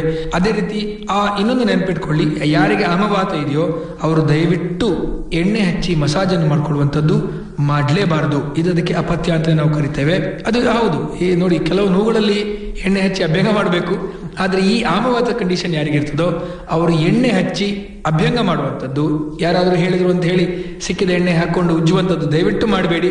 ನೋವು ಜಾಸ್ತಿ ಆಗ್ತದೆ ಅದರಿಂದಾಗಿ. ಹಾಗಿದ್ರೆ ಮಸಾಜ್ ಮಾಡುವಾಗ ಮಾಡಬಾರ್ದು, ಅಂತ ಕಂಡೀಷನ್ಗಳಲ್ಲಿ ನಮಗೆ ಮಾಡಬಾರ್ದು ಅಂತ ನಾವು ಹೇಳ್ತೇವೆ. ಯಾಕಂದ್ರೆ ಅದರಲ್ಲಿ ತೈಲ ಅಭ್ಯಂಜನ ವರ್ಜ್ಯ ಅಥವಾ ಮಾಡಬಾರ್ದು ಅಂತ ಹೇಳುವಂಥದ್ದು ನಮಗೆ ಇರುವಂತಹ ಆಪ್ತವಚನ ಅಂತ ಹೇಳ್ತೇವೆ ನಾವು ಅದಕ್ಕೆ. ಹೀಗೆ ಇನ್ನೊಂದು ನೋವು ಅಂತ ಹೇಳಿದ್ರೆ ಸಾಮಾನ್ಯ ನಮ್ಮಲ್ಲಿ ಬೆನ್ನು ನೋವು ಅನ್ನುವಂಥದ್ದು. ಬೆನ್ನು ನೋವಿನ ಅಂತ ಇತ್ತೀಚಿನ ದಿನಗಳಲ್ಲಿ ತುಂಬಾ ಸಾಮಾನ್ಯವಾಗಿ. ಹೌದು ಹೌದು. ಈ ಬೆನ್ನು ನೋವಿಗೆ ಯಾವ ರೀತಿಯಲ್ಲಿ ಕಾರಣ ಮತ್ತು ಇದನ್ನ ನೋವು ಕಡಿಮೆ ಮಾಡಲಿಕ್ಕೆ ಯಾವ ಒಂದು ಕ್ರಮಗಳನ್ನು ಅನುಸರಿಸಬಹುದು ಅನ್ನೋದು ನೋಡಿ.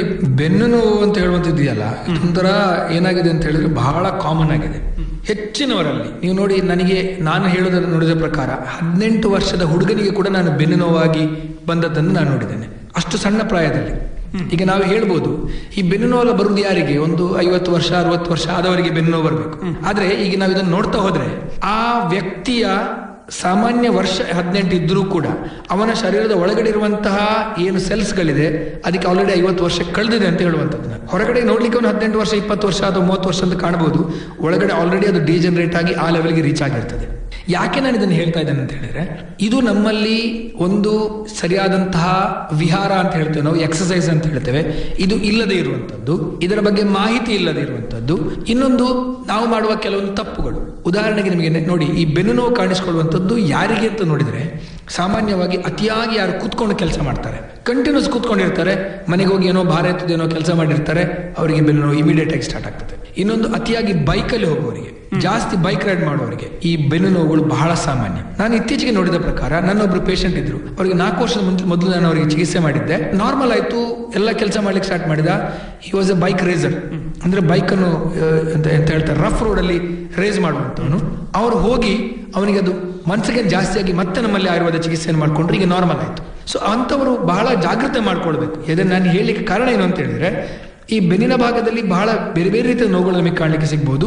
ಒಂದು, ಬೆನ್ನಿನ ಭಾಗದಿಂದ ನಮ್ಮ ಬಟಕ್ಸ್ ಏನಿದೆ ಹಿಂದ್ಗಡೆ ಭಾಗಕ್ಕೆ ಹಾಗೂ ಮೊಣಕಾಲ್ನ ಹಿಂದೆ ಭಾಗ, ನಾವು ಅದಕ್ಕೆ ಹ್ಯಾಮ್ಸ್ಟ್ರಿಂಗ್ ಮಸಲ್ಸ್ ಅಂತ ಕರಿತೇವೆ, ಹಾಗೂ ನಮ್ಮ ಕಾಫ್ ಮಸಲ್ಸ್, ಈ ಒಂದು ಲೈನ್ ಅದು ಅಂದ್ರೆ ಬೆನ್ನಿನ ಭಾಗದಿಂದ ಬಟಕ್ಸ್ ಇಂದ ಕಾಲ್ನವರೆಗೆ. ನಾವು ಆಯುರ್ವೇದದಲ್ಲಿ ಏನ್ ಹೇಳಿದ್ವಿ ಅಂತ ಹೇಳಿದ್ರೆ, ಕಟಿ ಪೃಷ್ಠ ಊರು ಜಾನು ಜಂಗಕ್ರಮ ಆತ ಅಂತ ಹೇಳಿ, ಅಂದ್ರೆ ಕಟಿ ಭಾಗದಿಂದ ಪೃಷ್ಠ ಭಾಗಕ್ಕೆ, ಅಲ್ಲಿಂದ ಜಂಗ ಭಾಗಕ್ಕೆ, ಜಾನು ಭಾಗಕ್ಕವರೆಗೆ ಅದು ಮೂವ್ಮೆಂಟ್ ಆಗುವಂಥದ್ದು. ಇದಕ್ಕೆ ನಾವು ಈಸಿಯಾಗಿ ನಿಮ್ಗೆ ಅರ್ಥ ಮಾಡಿದ್ರೆ ಸಯಾಟಿಕ್ ಪೈನ್ ಅಂತ ಹೇಳ್ತೇವೆ ನಾವು. ಅದಕ್ಕೆ ಇದು ಯಾಕೆ ಆಗ್ತದೆ ಅಂತ ಹೇಳಿದ್ರೆ, ನಮ್ಮ ಬೆನ್ನಿನ ಭಾಗದಲ್ಲಿ ಒಂದು ದೊಡ್ಡದಂತ ಒಂದು ನರ್ವ್ ಇದೆ, ಅದು L4 L5. ಈಗ ಬೆನ್ನು ಹೇಗೆ ಅಂತ ಹೇಳಿದ್ರೆ, ಇಡೀ ನಮ್ಮ ಶರೀರದ ಕುಷನಿಂಗ್ ವರ್ಕ್, ಅಂದ್ರೆ ಇಡೀ ನಮ್ಮ ಮೂವ್ಮೆಂಟ್ ಆಗಬೇಕಾದ್ರೆ ಒಂದು ಕುಷನ್ ತರದ ಕೆಲಸ ಮಾಡ್ತದೆ, ಅಥವಾ ಒಂದು ಶಾಕ್ ಅಬ್ಸರ್ವರ್ ತರ ಕೆಲಸ ಮಾಡ್ತದೆ. ಈ ಭಾಗದಲ್ಲಿ 2 ಬೋನ್ಗಳ ಮಧ್ಯದಲ್ಲಿ ಒಂದು ಡಿಸ್ಕ್ ಇರ್ತದೆ. ಡಿಸ್ಕ್ ಅಂತ ಹೇಳಿದ್ರೆ ಒಂದು ಮೆತ್ತನೆ ಆದಂತಹ ಒಂದು ಎಣ್ಣೆ ಪದಾರ್ಥ ಅಂತ ಅನ್ಕೊಳ್ಬಹುದು. ಆ ರೀತಿ ಇರುವಂತಹ ಒಂದು ಭಾಗ, ಅಲ್ಲಿಂದ ಕೆಲವೊಂದು ನರಗಳು, ಸ್ಪೈನಲ್ ಕಾರ್ಡ್ ಇಂದ ಬಂದಂತಹ ಕೆಲವೊಂದು ನರಗಳು, ಅದು ನಮ್ಮ ಬೇರೆ ಬೇರೆ ಶರೀರದ ಭಾಗಕ್ಕೆ ಹೋಗ್ತದೆ. ಅದರಲ್ಲಿ ಈ ಸಯಾಟಿಕ್ ನರ್ವ್ ಕೂಡ ಒಂದು. L4 L5 ರೀಜನ್ ಇರುವಂತಹ ಸಯಾಟಿಕ್ ನರ್ವ್ ಏನಿರ್ತದೆ, ಅದು ಬೆನ್ನಿನ ಭಾಗದಿಂದ ಕಾಲಿನ ಭಾಗದವರೆಗೆ ನಾನು ನಿಮಗೆ ಹೇಳ್ತಾ ಇದ್ದೆ, ಅಲ್ಲಿವರೆಗೆ ಹೋಗುವಂತದ್ದು.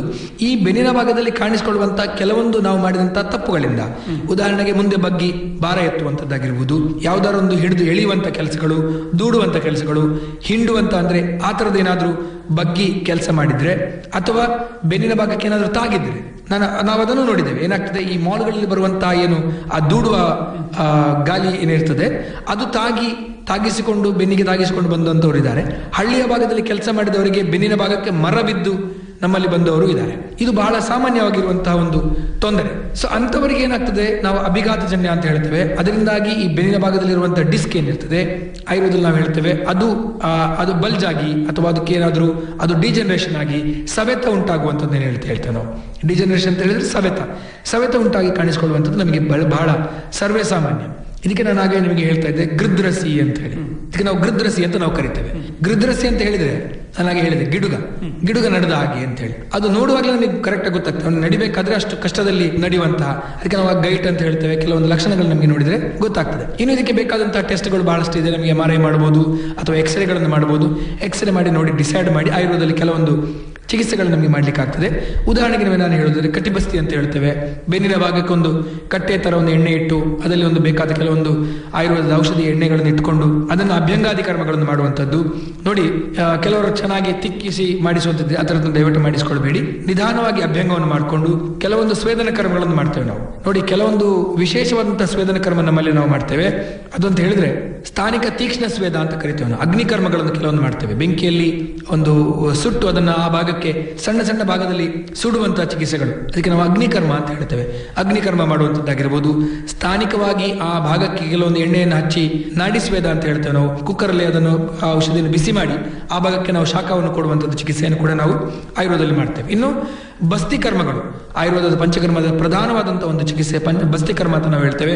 ಈ ಬಸ್ತಿ ಕರ್ಮದ ಚಿಕಿತ್ಸೆಯನ್ನು ಕೂಡ ನಮಗೆ ಬೆನ್ನು ನೋವಿನಲ್ಲಿ ನಿಮಗೆ ಚಿಕಿತ್ಸೆಯನ್ನು ಮಾಡಲಿಕ್ಕೆ ಸಾಧ್ಯ ಆಗ್ತದೆ. ಇನ್ನು ಇಂಥವರಿಗೆ ನಾನು ಹೇಳುವಂಥದ್ದು, ದಯವಿಟ್ಟು ಮುಂದೆ ಬಗ್ಗಿ ಭಾರ ಎತ್ತುವ ಕೆಲಸವನ್ನು ಮಾಡಬೇಡಿ, ಎಳೆಯುವಂಥ ದುಡಿಯುವಂಥ ಕೆಲಸವನ್ನು ಮಾಡಬೇಡಿ. ಬೆನ್ನಿನ ಭಾಗಕ್ಕೆ ಎಳ್ಳೆಣ್ಣೆಯನ್ನು ಹಚ್ಕೊಳ್ಳೋದು ಮಾಡಬಹುದು, ಅಥವಾ ಮುರಿವೆಣ್ಣ ಅಂತ ಸಿಗ್ತದೆ ನಮ್ಮ ಆಯುರ್ವೇದ ಔಷಧಿ, ಅದನ್ನು ಬೆನ್ನಿನ ಭಾಗಕ್ಕೆ ಹಚ್ಚಿ ಸ್ವಲ್ಪ ಶಾಖವನ್ನು ಕೊಡುವಂಥದ್ದು ಮಾಡಬಹುದು. ಆಹಾರದಲ್ಲಿ ಕೂಡ ಅವರಿಗೆ ಕೆಲವೊಂದು ಪಚನ ಆಗದಂಥ ಆಹಾರಗಳು, ಉದಾಹರಣೆಗೆ ನಿಮಗೆ ತುಂಬಾ ಈ ಸೊಪ್ಪುಗಳ ಸೇವನೆ ಮಾಡುವಂಥದ್ದು, ದಾಲ್ಗಳನ್ನು ಪ್ಲೇನ್ ದಾಲ್ಗಳ ಸೇವನೆ ಮಾಡುವಂಥದ್ದು ಅದನ್ನು ಮಾಡಬೇಡಿ. ಹಾಗೂ ಆದಷ್ಟು ನೆಲದ ಮೇಲೆ ಬೆಳೆದಂತಹ ತರಕಾರಿಗಳು, ಕುಂಬಳಕಾಯಿ, ಸೋರೆಕಾಯಿ, ಸೌತೆಕಾಯಿ ಇತ್ಯಾದಿಗಳ ಬೇಗನೆ ಪಚನ ಆಗುವಂತಹ ಏನಿದೆ ಅದನ್ನು ಸೇವನೆ ಮಾಡಿಕೊಳ್ಳಿ. ಇನ್ನು ನಿಮ್ಮ ಹೊಟ್ಟೆಯನ್ನು ಸರಿಯಾಗಿ ಇಟ್ಕೊಳ್ಳಿ. ಯಾಕೆಂತ ಹೇಳಿದ್ರೆ ತುಂಬಾ ಗ್ಯಾಸ್ಟ್ರಿಕ್ ಇರಿಟೇಷನ್ ಆಗುವಂಥದ್ದು, ಹೊಟ್ಟೆ ಕರಗದೆ ಇದ್ರೆ ಇದರಿಂದ ಕೂಡ ಅವರಿಗೆ ಬೆನ್ನು ನೋವು ಜಾಸ್ತಿ ಆಗ್ತದೆ. ಸೊ ಅದನ್ನು ಆಗದಾಗೆ ನೋಡ್ಕೊಳ್ಬೇಕು ಅಂತ ಹೇಳಿದ್ರೆ ಆಹಾರ ಚೆನ್ನಾಗಿರ್ಬೇಕು, ಹಾಗೂ ನೀರಿನ ಸೇವನೆ ಚೆನ್ನಾಗಿರ್ಬೇಕು, ನೀರು ಚೆನ್ನಾಗಿ ಕುಡಿಬೇಕು. ಸೊ ಇದನ್ನ ತಕ್ಷಣಕ್ಕೆ ನಮಗೆ ಶಮನ ಮಾಡ್ಕೊಳ್ಳಿಕ್ಕೆ ನಾನು ಯಾರಿಗೆ ಸಿಕ್ಕಾಪಟ್ಟೆ ಬೆನ್ನು ನೋವಿದೆ ಅವರು ಏನ್ ಮಾಡ್ಬೋದು ಅಂತ ಹೇಳಿದ್ರೆ, ಹೊಟ್ಟೆಯ ಮೇಲೆ ಮಲಕ್ಕೊಂಡು ಸ್ವಲ್ಪ ಭುಜಂಗಾಸನವನ್ನು ಪ್ರಾಕ್ಟೀಸ್ ಮಾಡುವಂಥದ್ದು ಮಾಡಬಹುದು, ಅಥವಾ ಧನುರಾಸದ ಪ್ರಾಕ್ಟೀಸ್ ಮಾಡುವಂಥದ್ದು ಮಾಡಬಹುದು. ಹಿಂದ್ಗಡೆ ಬಗ್ಗುವಂಥದ್ದು, ಈ ತರದ ಅರ್ಧ ಚಕ್ರಾಸನಗಳ ಪ್ರಾಕ್ಟೀಸ್ ಮಾಡಿಕೊಂಡ್ರು ಕೂಡ ನೋವು ಸ್ವಲ್ಪ ಮಟ್ಟಿಗೆ ಅವರಿಗೆ ಕಡಿಮೆ ಆಗ್ತದೆ. ಅಥವಾ ಎಣ್ಣೆಯನ್ನು ಹಚ್ಕೊಂಡು ಸ್ವಲ್ಪ ಶಾಖವನ್ನು ಕೊಡುವಂಥದ್ದು ಕೂಡ ಬಹಳ ಉತ್ತಮವಾದ. ಇದರ ಜೊತೆಗೆ ಈಗ ನೀವು ಹೇಳಿದ ಇನ್ನೊಂದು ವಿಷಯ ಅಂತ ಹೇಳಿದ್ರೆ ಹೊಟ್ಟೆಯ ನೋವು. ಹೌದು, ಹೊಟ್ಟೆ ನೋವು ಬರಲಿಕ್ಕೆ ಆಹಾರವೇ ಕಾರಣವೋ ಬೇರೆ ಕಾರಣಗಳಿರ್ಬೋದು? ಬಹಳ ವಿಶೇಷವಾದಂತಹ ಒಂದು ತೊಂದರೆ ಸರ್. ಯಾಕಂತ ಹೇಳಿದ್ರೆ ಹೊಟ್ಟೆ ನೋವು ಬಹಳ ರೀತಿಯಲ್ಲಿ ಬರ್ತದೆ. ಆಹಾರ ಪ್ರಧಾನ, ಆದ್ರೆ ಅದರ ಜೊತೆಗೆ ಯಾರು ತುಂಬಾ ಚಿಂತೆ ಮಾಡ್ತಾರೆ, ಕೇಳಿದ್ರೆ ನಿಮಗೆ ಖಂಡಿತವಾಗ್ಲೂ ನಿಮಗೆ ಅದು ಹೌದಾ ಅಂತ ಅನ್ನಿಸ್ಬೋದು. ತುಂಬಾ ಚಿಂತೆ ಮಾಡ್ತಾರೆ, ಸರಿಯಾದ ಸಮಯಕ್ಕೆ ಆಹಾರ ಸೇವನೆ ಮಾಡೋದಿಲ್ಲ. Stress is also one of the reason. ಹೊಟ್ಟೆ ಭಾಗದಲ್ಲಿ ನೋಡಿ, ಸಣ್ಣ ಮಕ್ಕಳಿಗೆ ನಮಗೆ ಹುಳದ ತೊಂದರೆ ಅಂತ ನಮ್ಮಲ್ಲಿ ಬರ್ತಾರೆ, ಅವರಿಗೆ ಹೊಟ್ಟೆ ನೋವು ಬರ್ತದೆ. ಆಹಾರದ ವೈಪರೀತ್ಯ ಅಂತ ನಾವು ಕರಿಬಹುದು.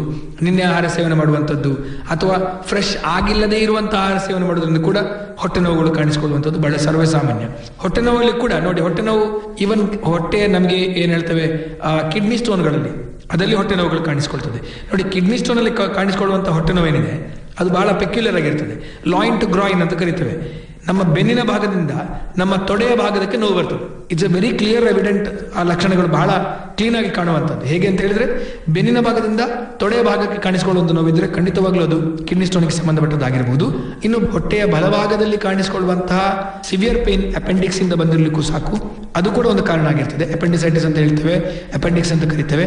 ಇದರಿಂದ ಕೂಡ ನಮಗೆ ಹೊಟ್ಟೆ ನೋವುಗಳು ಕಾಣಿಸಿಕೊಳ್ಳಲಿಕ್ಕೆ ಸಾಧ್ಯ ಆಗ್ತದೆ. ಇನ್ನು ಆಹಾರ ಒನ್ ಆಫ್ ದ ರೀಸನ್. ಆಹಾರ ಕೂಡ ಹೌದು, ಆದ್ರೆ ಆಹಾರದಲ್ಲಿ ಕೂಡ ಯಾರು ಏನ್ ಹೇಳ್ತಾರೆ ತುಂಬಾ ಫಾಸ್ಟ್ ಫುಡ್ಗಳ ಸೇವನೆ ಮಾಡ್ತಾರೆ, ಅಥವಾ ಯಾರು ತುಂಬಾ ಬಟಾಟೆಯಿಂದ ಮಾಡಿದಂತಹ ಪೊಟ್ಯಾಟೊ ಯೂಸ್ಡ್ ಫ್ರೈಡ್ ಫುಡ್ಗಳನ್ನೆಲ್ಲ ಯೂಸ್ ಮಾಡ್ತಾರೆ, ಅವರಿಗೆ ಖಂಡಿತವಾಗ್ಲೂ ಹೊಟ್ಟೆ ನೋವಿನ ತೊಂದರೆಗಳು ಬರುವುದು ಬಹಳ ಸರ್ವೇ ಸಾಮಾನ್ಯ. ನೀರು ಚೆನ್ನಾಗಿ ಕುಡಿಬೇಕು. ಯಾರು ನೀರು ಕಡಿಮೆ ಕುಡಿತಾರೋ ಅವರಿಗೆ ಹೊಟ್ಟೆ ನೋವು ಬರುವಂಥದ್ದು ನಮಗೆ ಕಾಣಲಿಕ್ಕೆ ಸಿಗ್ತದೆ. ಹಾಗೂ ಇದು ಬಹಳ ಸರ್ವೇ ಸಾಮಾನ್ಯವಂತ ಲಕ್ಷಣಗಳು ಸರ್. ಹೊಟ್ಟೆ ನೋವು ಅಂತ ಹೇಳುವಂತ ಇಟ್ಸ್ ಎ ವಾಸ್ಟ್ ದೊಡ್ಡ ತೊಂದರೆಗಳು. ಅವರಿಗೆ ನಾನು ಈಸಿಯಾಗಿ ಹೇಳೋದ್ರೆ, ನಿಮಗೆ ಮಜ್ಜಿಗೆಗೆ ಸ್ವಲ್ಪ ಶುಂಠಿ, ಉಪ್ಪು, ಹಿಂಗು ಹಾಕಿ ಸೇವನೆ ಮಾಡಿಕೊಳ್ಳುವಂಥದ್ದು ಉತ್ತಮ. ಸ್ವಲ್ಪ ಶುಂಠಿ, ಸ್ವಲ್ಪ ಹಿಂಗು, ಸ್ವಲ್ಪ ಉಪ್ಪು, ಮಧ್ಯಾಹ್ನ ಸ್ವಲ್ಪ ಮಜ್ಜಿಗೆ ಮಾಡ್ಕೊಂಡು ಕುಡಿದ್ರೆ ಆ ಹೊಟ್ಟೆ ನೋವಿನಿಗೆ, ಹೊಟ್ಟೆ ತಿನ್ನದ್ರಿಂದ ಏನಾದರೂ ಅಸ್ವಸ್ಥತೆ ಬಂದಿದ್ರೆ ಅವರಿಗೆ ಅದು ಖಂಡಿತವಾಗ್ಲೂ ಉಪಕಾರ ಆಗ್ತದೆ. ಈ ಫುಡ್ ಪಾಯ್ಸನಿಂಗ್ ನಿಂದಾಗಿ ಕೂಡ ಈ ತರ. ಹೌದು, ನಾನು ಅದೇ ಹೇಳಿದಲ್ಲ, ಫುಡ್ ಪಾಯ್ಸನಿಂಗ್ ಅಂತ ಹೇಳಿದ್ರೆ ಏನು, ನಿನ್ನೆ ಆಹಾರ, ಕೊಳೆತ ಆಹಾರ, ಹಾಳಾದ ಆಹಾರ, ಇದರ ಸೇವನೆ ಮಾಡೋದ್ರಿಂದ ಕೂಡ ಹೊಟ್ಟೆ ನೋವುಗಳು ಕಾಣಿಸ್ಕೊಳ್ಬಹುದು. But food poisoning it's a different subject. ಏನಾಗ್ತದೆ ಅಂತ ಹೇಳಿದ್ರೆ ಬಹಳ ಜಾಗ್ರತೆ ಮಾಡ್ಕೊಳ್ಬೇಕು. ಯಾಕಂದ್ರೆ ಅದು ಪ್ರಾಣಹಾನಿ ಕೂಡ ಮಾಡಬಹುದು ಫುಡ್ ಪಾಯ್ಸನಿಂಗ್ ಅಂತ ಹೇಳುವಂಥದ್ದು. ಅವರಿಗೆ ನಾವು ತಕ್ಷಣಕ್ಕೆ ಬಂದ್ರೆ ಆಯುರ್ವೇದದಲ್ಲಿ ಚಿಕಿತ್ಸೆ ಮಾಡಲಿಕ್ಕೆ ಸಾಧ್ಯ ಆಗ್ತದೆ. ಆದ್ರೆ ಸ್ವಲ್ಪ ಅದು ಕಾಂಪ್ಲಿಕೇಶನ್ ಆದ್ರೆ ಅದು ಸ್ವಲ್ಪ ನಮಗೆ ಚಿಕಿತ್ಸೆ ಮಾಡಲಿಕ್ಕೆ ಕಷ್ಟ ಕೂಡ ಆಗ್ಬಹುದು. ಯಾಕಂತ ಹೇಳಿದ್ರೆ ನಾನು ಹೇಳ್ತಾ ಇದ್ದೀನಿ ನಿಮಗೆ, ಫುಡ್ ಪಾಯ್ಸನ್ ಆದವರಿಗೆ ಒಮಿಟಿಂಗ್ ಬರುವಂಥದ್ದು, ಸಿಕ್ಕಾಪಟ್ಟೆ ವಾಂತಿ ಮಾಡ್ಕೊಳ್ಳುವಂಥ, ಸಿಕ್ಕಾಪಟ್ಟೆ ಲೂಸ್ ಮೋಷನ್ ಹೋಗುವಂಥದ್ದು, ಭೇದಿ ಆಗುವಂಥದ್ದು ನಮಗೆ ಕಾಣಲಿಕ್ಕೆ ಸಿಗ್ತದೆ. ಅದು ತುಂಬಾ ಸಲ ಆದ್ರೆ ಅವರಿಗೆ ಅದು ಪ್ರಾಣಹಾನಿ ಆಗ್ತದೆ, ಅಥವಾ ಅವರಿಗೆ ಸಾಯುವಂಥ ಸಂಭವ ಕೂಡ ನಮಗೆ ನೋಡ್ಲಿಕ್ಕೆ ಸಿಗ್ತದೆ. ಸೊ ಅದಾಗಬಾರ್ದು. ಇನಿಷಿಯಲ್ ಇದ್ದರೆ ಖಂಡಿತವಾಗ್ಲೂ ನಮಗೆ ಆಯುರ್ವೇದದಲ್ಲಿ ಚಿಕಿತ್ಸೆ ಮಾಡಬಹುದು. ಹಿಂಗ್ವಾಷ್ಟಕ ಚೂರ್ಣ ನಮ್ಮಲ್ಲಿ ಹೇಳಿದಂಥ ಒಂದು ಅದ್ಭುತವಾದಂಥ ಔಷಧಿ. ಹಿಂಗ್ವಾಷ್ಟಕ ಚೂರ್ಣ ಅಂತ ಹೇಳ್ತೇವೆ, ಅಷ್ಟಚೂರ್ಣ ಅಂತ ಹೇಳ್ತೇವೆ. ಇದರ ಸೇವನೆ ಮಾಡುವಂಥದ್ದು ಬಹಳ ಉತ್ತಮ. ಇನ್ನು ಆಯುರ್ವೇದದಲ್ಲಿ ತಕ್ರಾರಿಷ್ಟ ಅಂತ ನಾವು ಹೇಳಿದ್ದೇವೆ, ಇದು ಕೂಡ ಬಹಳ ವಿಶೇಷವಾದಂಥ ಒಂದು ಔಷಧಿ. ಹೌದು, ಒನ್ಸ್ ಅಗೇನ್ ಅದನ್ನು ಡಾಕ್ಟರ್ ಹತ್ರ ಕನ್ಸಲ್ಟ್ ಮಾಡಿಯೇ ಸೇವನೆ ಮಾಡಿಕೊಳ್ಳುವಂಥದ್ದು ಉತ್ತಮ. ಒಳ್ಳೆಯದು ಡಾಕ್ಟರ್ ಕೇಶವರಾಜ್ ಅವರೇ. ಮುಖ್ಯವಾಗಿ ಬೇರೆ ಬೇರೆ ರೀತಿಯ ನೋವುಗಳಿಗೆ ಯಾವ ರೀತಿಯಲ್ಲಿ ಸ್ವಲ್ಪ ಮಟ್ಟಿಗೆ ಶಮನವನ್ನ ನಾವು ನಮ್ಮಷ್ಟಕ್ಕೆ ಮಾಡಿಕೊಳ್ಬಹುದು ಅನ್ನೋದರ ಒಂದು ಮಾಹಿತಿಯನ್ನು ನೀಡಿದ್ದೀರಿ. ಧನ್ಯವಾದಗಳು. ನಮಸ್ಕಾರ. ಧನ್ಯವಾದಗಳು ಸರ್. ನಮಸ್ತೆ.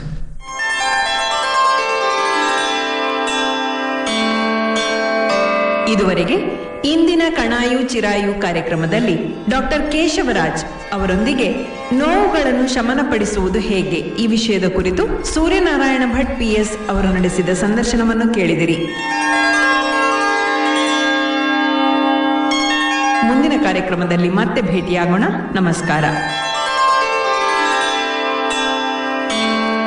ಈ ಕಾರ್ಯಕ್ರಮದ ಪ್ರಾಯೋಜಕರು 2 ದಶಕಗಳಿಂದ ಶಿಕ್ಷಣ ಮತ್ತು ಆರೋಗ್ಯ ಕ್ಷೇತ್ರದಲ್ಲಿ ಸೇವೆ ಸಲ್ಲಿಸುತ್ತಿರುವ ಸಂಸ್ಥೆ ಕಣಚೂರು ಇಸ್ಲಾಮಿಕ್ ಎಜುಕೇಷನ್ ಟ್ರಸ್ಟ್ ಇದೀಗ ನಾಟಿಕಲ್ನಲ್ಲಿ 100 ಹಾಸಿಗೆಗಳ ಕಣಚೂರು ಆಯುರ್ವೇದ ವೈದ್ಯಕೀಯ ಕಾಲೇಜು ಆಸ್ಪತ್ರೆಯನ್ನು ಸ್ಥಾಪಿಸಿದೆ. ಆಧುನಿಕ ಸ್ಪರ್ಶದೊಂದಿಗೆ ಸಾಂಪ್ರದಾಯಿಕ ಜ್ಞಾನವನ್ನ ಬಳಸಿ ಸಮಾಜದ ಸಮಗ್ರ ಆರೋಗ್ಯ ರಕ್ಷಣೆ ನಮ್ಮ ಗುರಿ. ಇಲ್ಲಿ ಪಂಚಕರ್ಮ, ಶಲ್ಯತಂತ್ರ, ಕಾಯಚಿಕಿತ್ಸೆ, ಶಾಲಕ್ಯತಂತ್ರ, ಪ್ರಸೂತಿ ಹಾಗೂ ಸ್ತ್ರೀರೋಗ ವಿಭಾಗ, ಕೌಮಾರ್ಯ ಭೃತ್ಯ, ಯೋಗ, ಧ್ಯಾನ, ಫಿಸಿಯೋಥೆರಪಿ ಮುಂತಾದ ವಿಭಾಗಗಳಲ್ಲಿ ಚಿಕಿತ್ಸೆಗಳು ಲಭ್ಯ. ದೇಹ ಮತ್ತು ಮನಸ್ಸಿನ ಉತ್ತಮ ಆರೋಗ್ಯಕ್ಕಾಗಿ ನಿಮ್ಮ ಆಯ್ಕೆ ಕಣಚೂರು ಆಯುರ್ವೇದ ವೈದ್ಯಕೀಯ ಕಾಲೇಜ್ ಆಸ್ಪತ್ರೆ, ನಾಟಿಕಲ್. ದೂರವಾಣಿ ಸಂಖ್ಯೆ 22033331 ಹಾಗೂ 22033332. STD code 0824.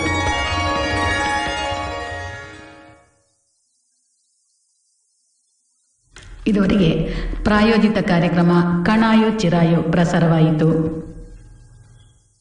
ಆಕಾಶವಾಣಿ ಮಂಗಳೂರು. ಸಮಯ 9 ಗಂಟೆ 1 ನಿಮಿಷ 53 ಸೆಕೆಂಡ್.